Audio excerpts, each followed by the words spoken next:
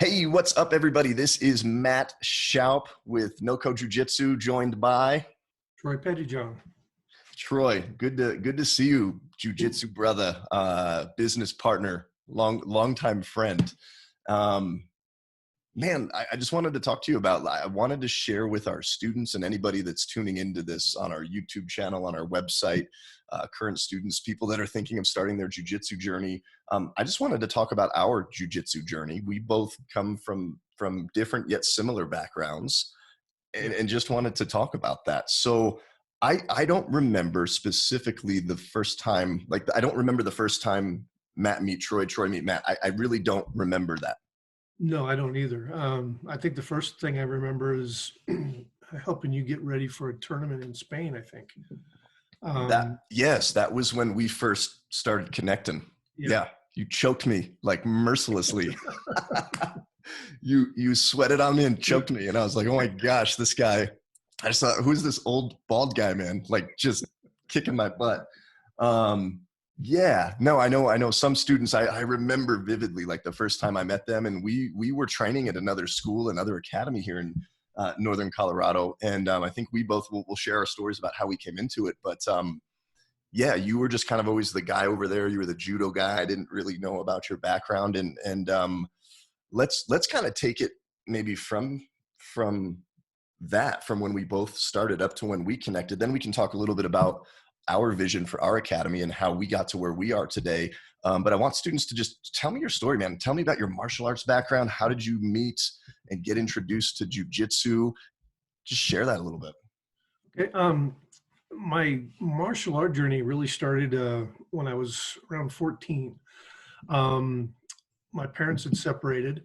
I moved to California briefly. And when I was in California, I got bullied really, really bad.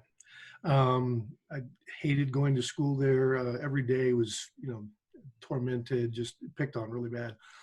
I saw my first Bruce Lee movie.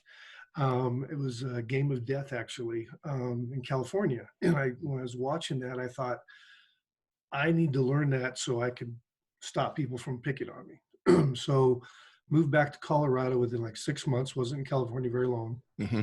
and um, looked up martial arts schools. There were two in town. One was a Kung Fu school and one was a Taekwondo school. Since Bruce Lee did Kung Fu, I signed up and just took off right from there. And it helped immediately, even in Colorado, right away. I carried myself differently. Um, didn't have anybody picking on me. It changed my life. And fast forward um, to how I got into jiu-jitsu. Kung Fu got me into judo. I met my judo instructor. I was prepping for a competition, state championship, and needed some sparring people. And this is kind of like the point sparring, like Mm-hmm. the original Karate Kid was. And so I was introduced to Greg Becker, who's my judo instructor. Oh yeah. Oh yeah. We love And Greg. yeah, so someone asked me, they said, "Hey, you got to spar with this guy named Greg. He's really good." And I was like, "Yeah, bring him in. Let's try this." And so as we were sparring, and in the point sparring, you don't really take people down. And I had been introduced to judo, but nothing too much. He kept doing these little motions like he wanted to drop down. And at the time, I didn't know what he was doing. So being probably a little cocky and not knowing as much as I thought I did, I asked him what he was doing, and he said, "Well, I want to take you down to the ground." And I looked at him and said, "Do you think you can?" Mm. And Mm. he said, "Oh yeah." And so I said, "Well, how do we figure this out?" And he said, "Let's get some mats out." Come So here. we got some wrestling mats out, and sure enough, he took me down to the ground right away, stuck me in a choke, and tapped me. And I started thinking to myself, if that happened on the street, I'd be in trouble. So I asked Greg, I said, "Where do you do this?" He said, "That's judo and some of my wrestling." And I said, "Where do you take this at?" He said, "Fort Collins." I signed up like a week later. Yeah. And that's what got me into judo. Um, Years later, I was introduced to a jujitsu guy, and they basically said, "Hey, Greg, if you come in and teach, judo, I'd like you to bring your assistant instructor to come in. And I was one of his assistant instructors at the time. And that's what got me into jiu-jitsu. And as soon as I started jiu-jitsu, I realized how fell in love with the self-defense right away. It was just incredible. And then I noticed how good their groundwork was. And right away, I was hooked. And that's what got me into jiu-jitsu. So that's Awesome. kind of a quick story. Do you remember your first? I vividly remember my first jujitsu class and experience. Do you remember yours? Tell me about that. What was the Yes, big I do. lesson learned, or like light bulb that went off for you? Yeah, the instructor at the time, I think wanted to see what my level was. So they put me in with, he was an MMA fighter, um, and just said, here, put your white belt on and go with this gentleman. And I want to see how good you are. And he was very decent. He was a blue belt at the time. I lasted a while, which was nice, but he ended up catching me in a triangle choke after a while. Mm-hmm. And I remember thinking to myself, boy, for a blue belt, I was a brown belt in judo at the time. Yeah. This guy's got really good technique. And Mm-hmm. I probably need to learn more of this. And that's I kind of love what it. got me started and really kept my interest. That is so cool. So, as I'm interviewing students a lot lately and just having these same conversations that we're having, it's really interesting to see everybody has their own journey, their own background, their own story behind it, their own why of why they do jujitsu. I got bullied a lot growing up, and I had no martial arts experience. I grew up back in New Jersey. I was the skinny buck tooth goofy kid. I was an easy target. I look back, I'm like, man, was I an easy target? And same thing, I got bullied. I got beat up by this one same girl on the playground, just every day. Just she was waiting for me. So I grew up, I was, because of that and just other parts of my background and story, I was super insecure. And I just said, all right, I'm going to puff up and pretend I'm this tough guy. Started lifting weights in late high school, college. You remember when you met me, I was just big, Oh, yeah. big weightlifter guy. And thought that meant something from a self-defense standpoint. But I mean, it was all just a show. Met my wife, Emily, in college. Her dad, Steve, is a longtime karate background martial artist. And we were just having that, the conversation I'm going to have with Haley's future husband is, hey, you better know how to protect my daughter. Haley's probably going to be protecting him. She's already a little jujitsu killer. But he basically told me at one point, very indirectly, hey, you ever thought about training martial arts? What he's thinking, though, what I know he's thinking is, this guy's really big, but he couldn't protect my daughter. So he said, hey, you should try, we'll try Krav Maga or something. I did 4, maybe 5 years of Krav Maga at a school in Fort Collins from right around the time that I met Emily in 2002 to roughly 2006, 7. We moved from Fort Collins to Loveland, and I was heading up to this Krav Maga school, still pumping weights, still big. And Krav Maga taught me a lot very, very quickly. There was really no form, there was no katas, none of that. It was very instinctually. I use the example. It was like 0 to murder in a second. Somebody attacks you, boom, you're smashing their nose into their brain. And I had the opportunity outside of the academy. I was in an environment where a fight broke out, and bam, I hit a guy. Had to defend Emily in a situation. We were at a house party, right? But regardless, I got pulled to the ground, got my shirt pulled up over my head, and I look over to the side, and this guy's running to like soccer kick me. Somebody grabbed him, and I remember, like, I'm down on the ground. I have no idea what's going on. And I banked that memory. We moved down to Loveland, and I'm driving to the gym, and I just keep driving by this jiu-jitsu school, same school that you're at. And I walk in there one day thinking I'm going to do a stand-up class. And I walked in during jiu-jitsu, and they looked at me. You remember Noah, our buddy Noah Thomas? He looks at me and he's like, hey, buddy, those are big muscles. And I'm like, yeah, those are big muscles.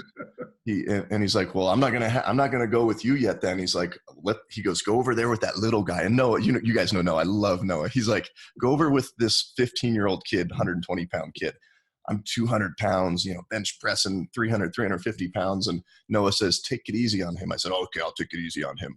And we slap up, and whoosh, kid chokes me in about 4 seconds. I'm like, what just happened? And I got angry, and I go, all right, I'm coming even harder now. And then he armbarred me. And this kid, he was half my age, half my size. He he continued to put a beating on me. And I still had something to prove back then. That's not our style as an academy. We don't say go put a beating on this big guy that walks in. But that's what they did to me, and I was hooked because of that. Came back, and it's what, 13 years? I've been doing this 13 years. Yeah, roughly. Right before Riley was born. It was like, yeah, mid 2007. So yeah, that's my journey. But I had stopped getting picked on more so growing up, getting older, getting big with muscles, but I was so insecure. I had so much to prove. And I came back to jiu-jitsu to say, I'm going to catch this kid. And it was all about who can catch who. And it was this very, very selfish, very insecure jiu-jitsu that I had. And as I've grown to where I am now, I'm a different Matt. I have a different jiu-jitsu game. And, let's talk about when we met, we just had a different vision. I think as I've grown through jiu-jitsu, we've gotten to know each other. We met, I was a purple belt, started talking a lot, and we're just like, man, I think that there's another way that we could do jiu-jitsu where there's a void in the market. There's a void for a dynamic of people that we want to attract, law enforcement, families, things like that. So let's talk about that a little bit. And then I've got my 5 magic questions at the end of our interview here. Yeah.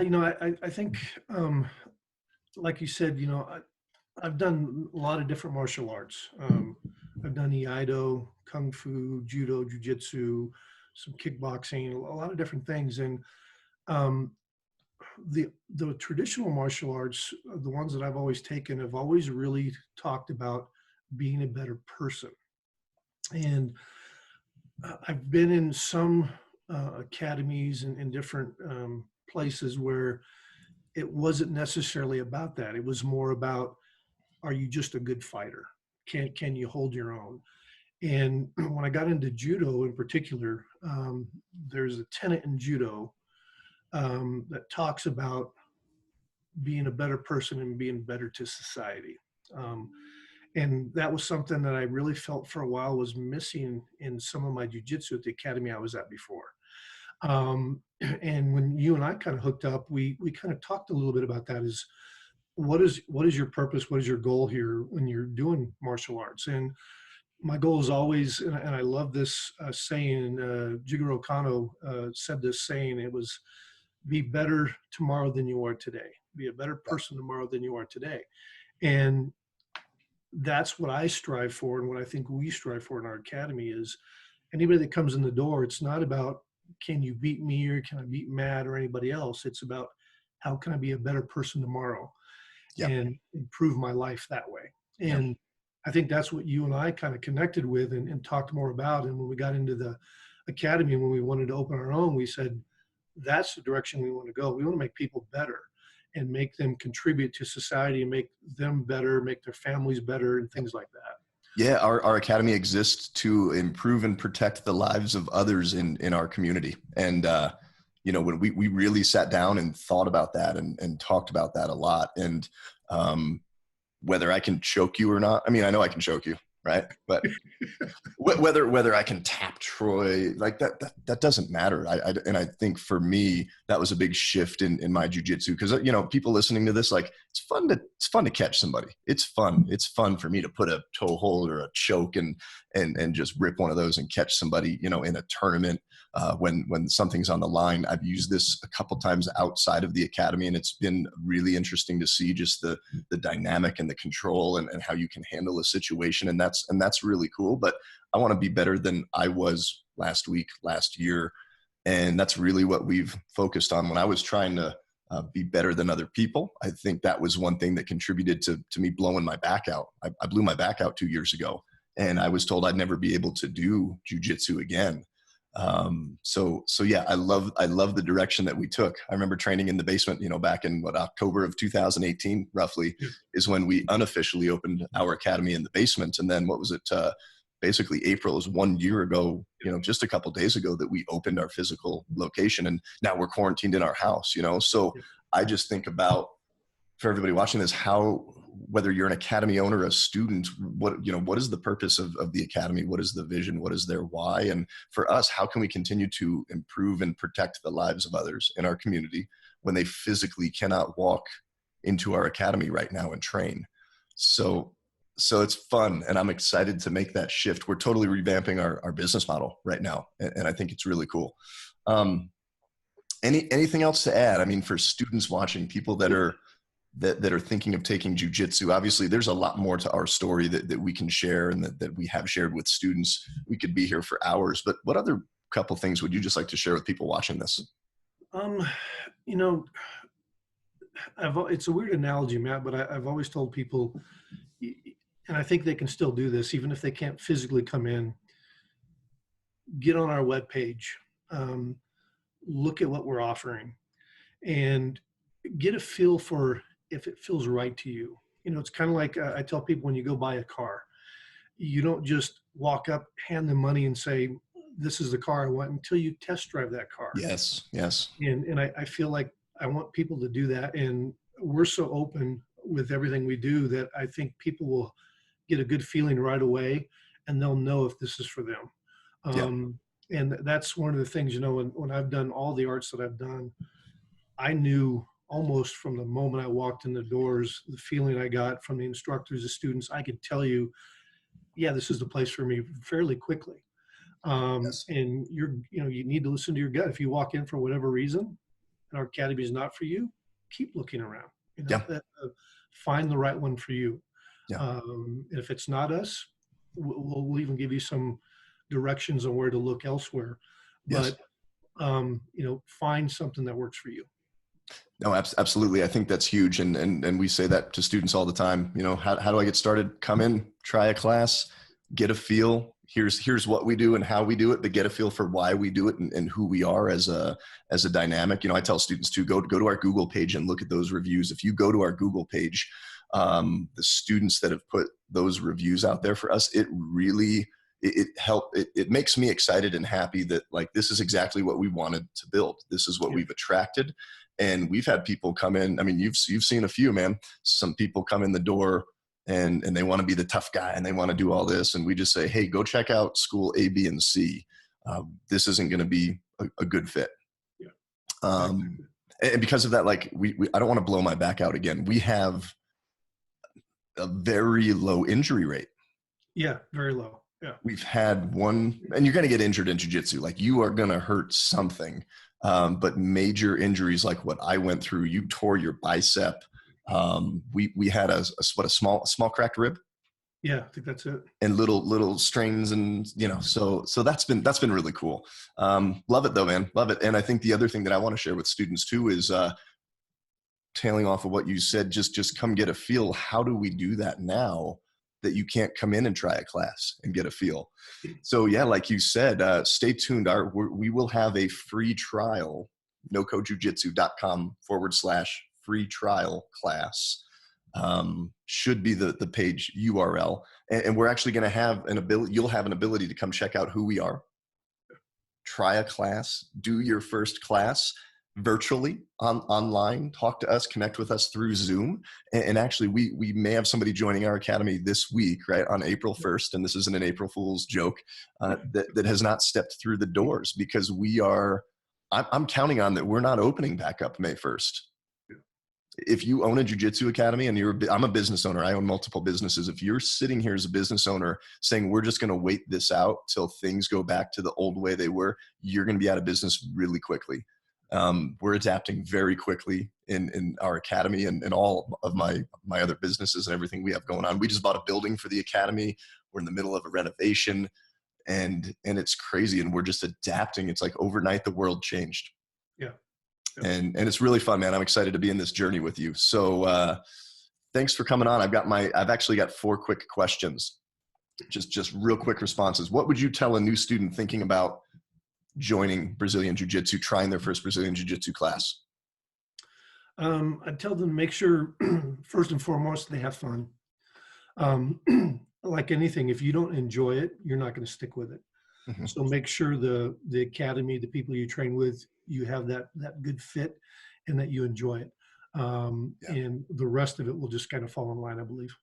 Absolutely. I love that. And I would answer that question is if it's scary. It is so scary. We talk about this. Your first class is your most important class. When you get that, boom, that white belt put on you, That's the beginning of the journey.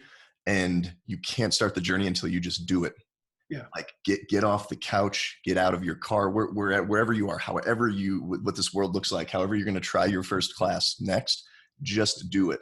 And maybe you are more comfortable in your living room by yourself online doing it. Just do it. Yeah. I'll ask you this now. What would you tell yourself if you go back to 13 years ago when you were starting jiu-jitsu? What would you tell the old Troy going into jiu-jitsu? Um, Probably don't think so much about tapping or being tapped. Um, that gets in the way of your journey, in my opinion. And you start thinking so much about, am I better than this person? Am I better than that person? Like we've talked about. Um, and instead, just work on your journey, because your journey is different than everyone's. Yeah. And you'll get from point A to B much quicker if you drop the ego, don't worry about that kind of thing, and just listen to your instructors, have fun, and do the best that you can. Man, my hairline is getting shinier and going further back. You don't have one anymore. Yeah, yeah. I would tell myself, I would say, Matt, you have no idea what jiu-jitsu is about to do in your life and for your life, how it's going to make you a better person. And what you think it is today is absolutely not what it's going to be 10 years from now. Yeah. And then I think, and 20 years from now and 30 years from now. So yeah, you're here, just do it and enjoy it. Enjoy the ride. I would say just keep training, right? Yeah. Black belt's a white belt that never quit. You just got your black belt from Master Higan Machado. What's up, Higan? You got that back in, when did you get it? October 5th. October of 19. Yeah, October of 19 when Higan was out. And you just never quit. You just kept coming in. Yeah, love it. Love it. What is your favorite submission? There's a lot of them. I'm a choke guy. I always tell people ABC, always be choking. Yep. There's probably too many to name, but I love Ezekiel's. I love cross chokes, variations of them. So any kind of a choke, I just love chokes. You've choked me a lot. and I've toe holded you a lot because that's my favorite submission. I love the toe hold, man. Giving away my secret. Yeah. What are you working on right now with your jiu-jitsu, and specifically, how are you adapting to the new environment of that we physically, like you and I have not trained for a long time together. So how are you doing with that? What are you working on right now? What would you tell students to do? Fundamentals. Even for me, everyone, I think their goal a lot of times is I want to get that black belt. Yeah. And when I got it, it was fantastic, but it's almost like restarting. And I'm going back through dissecting everything I've done. And if I feel really good on the right side, I'm working on my left side more. Mm-hmm. Going back and seeing, is it second nature? Is it something that I can just do without thinking about it? Because if you have to sit there and think about it, you're not going to pull it off. Yeah. So that's really what I've been doing. And a lot of the basics, it all stems from that. If you don't have a good foundation, it's hard to build on to that foundation. So I'm just going back through, going over everything that I know and see what I need to do to make it that much better. I love it. I love it. I would share that as the business owner, right, of the academy, because I'm a practitioner now we're business owners together. I'm understanding the opportunities that are in front of us to adapt, and we're adapting and reinventing. So I would just tell students, you have to create an environment where you can still physically train, whether you grab your wife who's never trained and you're like, come here, let me do this with you. Let me start choking you. Let me practice a move on you. But then this has really allowed me to see that although jiu-jitsu is a physical close contact sport, always has been, always will be, we can't do that right now. So what are the other components of jiu-jitsu that we set out as an academy to put out there? Leadership, making our life better. We've indirectly focused on that, but now we have more time to focus on the leadership, on the mental, spiritual aspect, and making your life better as a whole. So that's what I'm working on. Plus I'm getting in there. We're resetting up the mats in the basement. So, I mean, we're going to be back to the basement again a year later until we can come back to the academy. So Yeah. I'm really excited for what's ahead. I'm very thankful for COVID. You know, my family's safe. Everybody is healthy. We obviously want to stay safe, not get sick, not die. But I want to get to the other side of this tunnel that I feel like we're all going into, and say thanks COVID. You made our business better. You made our academy and our students' lives better. We were able to make them improve and protect their lives even more so. Yeah. While we were all locked in our house. And I've got the sun coming through here on my head. So, hey man, yeah, thanks for getting together to do this. If you're watching this and you're a current student at the Academy, we love you guys. We love you gals. We're excited to see you soon. Troy and I, we're working on some big things to totally revamp our business model and give you resources and value to train still. And if you're thinking of joining our Academy, just try a class, and there may be a journey ahead of you that you just don't know what it's going to bring, but it's really changed my life. It's made me a better person. I'm glad that man, I'm more than glad. Like you're one of my best friends, dude. I talk to you every day, you know. So yeah, thanks for tuning in, guys. If you have any other questions, go out to our website, nocodejujitsu.com. It's JIUJITSU.com, and we'll talk to all of you guys soon. See ya. Take care, guys.